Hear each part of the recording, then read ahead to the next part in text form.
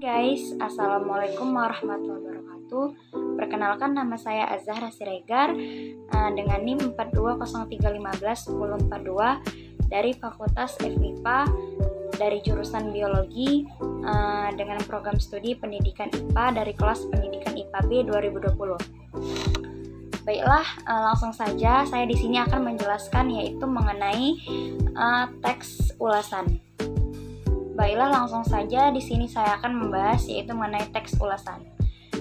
Yang pertama-tama yang akan saya bahas yaitu mengenai definisi teks ulasan, dan yang kedua itu mengenai struktur teks ulasan buku, dan yang ketiga itu mengenai rekonstruksi teks ulasan buku. Seperti yang kita tahu, teks ulasan itu bahwasannya seperti yang ada di Unimed sendiri, yaitu adalah ada tugas KKNI. Tugas KKNI itu terdiri dari ada beberapa tugas, yaitu CBR dan CGR, yang dimana itu mengulas atau nge-review isi buku ataupun isi jurnal, yang dimana kita di situ akan membaca buku ataupun jurnal dan nantinya akan kita ulas, yaitu dengan cara kita baca semuanya, terus kita ulas di dalam buku ataupun di dalam Word dengan bahasa kita sendiri, dan kita mempertimbangkan atau mengkritisi isi dari jurnal maupun buku tersebut. Selanjutnya langsung saja saya akan membahas yaitu mengenai pengertian teks ulasan buku. Pada dasarnya teks ulasan merupakan suatu tulisan yang isinya itu untuk menimbang atau menilai karya yang dihasilkan oleh orang lain, yaitu menurut Isnatun dan Farida 2013 di halaman 57. Ulasan sendiri sering juga diistilahkan dengan timbangan atau resensi dan review. Seperti yang kita bahas yang sebelumnya, bahwa seperti yang kita bahas di salah satu universitas, yaitu di Unimed sendiri sering memang seharusnya setiap mata kuliah itu harus membuat atau melakukan yang namanya tugas CBR maupun CGR, yang dimana kita akan mengulas dan mereview isi buku maupun isi jurnal. Sebenarnya ulasan tidak hanya dilakukan terhadap buku, tetapi juga pada karya-karya lain berupa artikel, karya sastra, karya seni, dan lainnya. Dan orang yang mengulas sebuah karya disebut pengulas. Pengulas akan mengulas sebuah karya yang sesuai dengan bidang keilmuan atau keahliannya. Jadi, dapat disimpulkan bahwa tidak boleh sembarangan orang dalam mengulas sebuah karya. Jadi, seperti kita mengulas sebuah buku maupun sebuah jurnal, kita tuh harus membaca dengan teliti ataupun dengan bijak terhadap tanggapan-tanggapan atau pendapat-pendapat dari isi jurnal atau isi buku yang kita review atau yang kita ulas, dan bahwa arti pendapat orang lain, penemuan orang lain harus kita hargai, walaupun ada yang harus kita kritisi. Maksudnya kritisi itu dengan bijak. Tidak semua yang dikritisi itu menjatuhkan, tetapi kita harus membangun agar penulis bisa lebih menciptakan karya-karya yang lebih baik. Selanjutnya, menurut Kosasih 2014 di halaman 203-nya mengemukakan bahwa ulasan adalah jenis teks discussion yang berfungsi untuk membahas berbagai pandangan mengenai suatu objek, isu, ataupun masalah tertentu. Oleh karena itu, teks ulasan berisi tentang argumen yang disertai dengan fakta-fakta untuk mendukung argumen tersebut. Jadi kita itu dalam mengulas buku ataupun jurnal tidak boleh asal-asal mengambil kalimat atau membuat argumen sendiri yang tidak berdasarkan fakta, sama halnya dengan menjatuhkan penulis tersebut. Jadi harusnya kita tuh harus mengkritik atau mereview sebuah buku itu harus dengan bijak agar dapat mengembangkannya di masa depan. Baiklah, dapat saya simpulkan bahwasanya ulasan buku atau timbangan buku adalah tulisan yang berisi tentang penilaian, yaitu kelebihan ataupun keunggulan. terhadap buku yang kita ulas. Menulis teks ulasan buku bukan hanya sekedar untuk memberikan penilaian terhadap buku yang kita ulas, tetapi dapat memberikan gambaran kepada pembaca untuk memenuhi tujuan atau fungsi sosialnya. Menurut Isnatun dan Farida tahun 2013 halaman 7, tujuan pembuatan ulasan adalah yaitu yang pertama menyajikan informasi komprehensif atau menyeluruh tentang sebuah karya. Yang kedua itu memengaruhi penikmat karya untuk memikirkan, merenungkan, dan mendiskusikan lebih jauh fenomena atau problem pada suatu karya tersebut. Dan yang ketiga itu memberikan pertimbangan kepada pembaca apakah sebuah karya layak dinikmati atau tidak. Baiklah, selanjutnya saya akan menjelaskan mengenai struktur teks ulasan buku. Seperti yang kita ketahui, struktur teks ulasan menurut Direktorat Jenderal Pembelajaran dan Kemahasiswaan tahun 2016 yaitu yang pertama ada identitas atau opsional, yang kedua ada orientasi, yang ketiga itu ada tafsiran isi, yang keempat itu ada evaluasi, dan yang kelima yang terakhir itu ada rangkuman. Baiklah, yang pertama itu saya akan menjelaskan mengenai identitas pada teks ulasan. Identitas pada teks ulasan sifatnya itu opsional. Opsional maksudnya adalah boleh ada ataupun tidak dalam sebuah teks ulasan. Pada bagian identitas membuat judul, penulis, penerbit, tahun terbit, bahasa yang digunakan, warna sampul, dan lain-lainnya. Pada bagian ini identitas yang dibuat berdasarkan fakta-fakta dan kebutuhan di pengulas buku. Selanjutnya itu ada orientasi. Orientasi merupakan pengenalan terhadap keseluruhan teks ulasan, yaitu fungsinya dari tahapan orientasi ini sendiri merupakan menyampaikan informasi tentang buku yang kita ulas, memposisikan buku yang diulas, dan menyatakan pendapat pengulas tentang buku. Berikutnya kita akan membahas bagian tafsiran.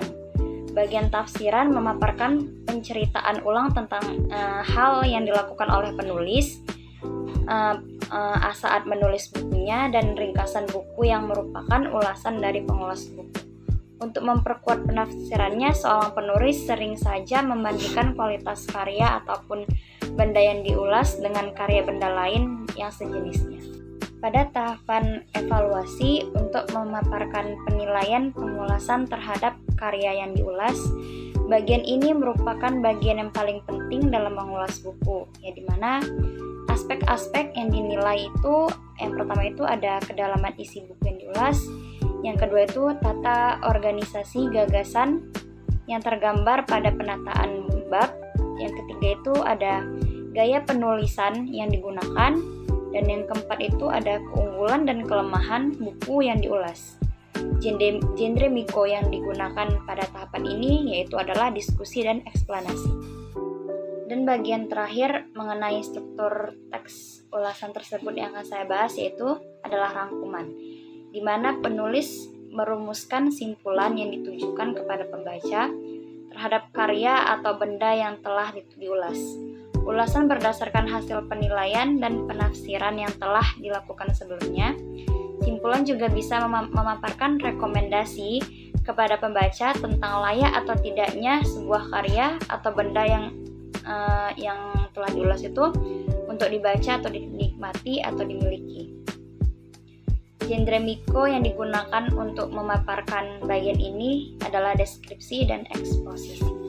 Baiklah, selanjutnya saya akan memaparkan struktur teks ulasan buku dengan hubungan genre pada teks ulasan buku tersebut, yaitu sebagai berikut. Baiklah, penjelasan terakhir yang akan saya jelaskan ataupun yang saya bahas yaitu mengenai cara merekonstruksi teks ulasan buku. Merekonstruksi sendiri teks ulasan buku maksudnya itu adalah menuliskan kembali teks ulasan yang telah ada dengan menggunakan bahasa sendiri. Dalam merekonstruksi ini tidak mesti karya yang diulas tersebut pernah kita baca. Yaitu berikut ini adalah hal-hal yang harus diperhatikan ketika merekonstruksi teks ulasan buku. Berikut adalah yang pertama, membaca teks ulasan. Maksudnya adalah sebelum mengkonstruksi merekonstruksi suatu teks ulasan yang pernah dibuat, terlebih dahulu kita membaca keseluruhan teks ulasan tersebut dengan komprehensif ataupun dengan cermat. Yang kedua itu, apabila belum pernah membaca buku yang diulas, dapat mencari informasi mengenai buku tersebut. Informasi dapat diperoleh dari berbagai sumber, seperti Google ataupun objek-objek yang lain. Dan yang ketiga itu ada melihat struktur teks ulasan. Setelah membaca keseluruhan teks ulasan, langkah selanjutnya itu adalah mengidentifikasi apakah teks ulasan tersebut sudah membuat struktur teks ulasan, yaitu terpaut identitas, orientasi, tafsiran, isi, evaluasi, dan rangkuman.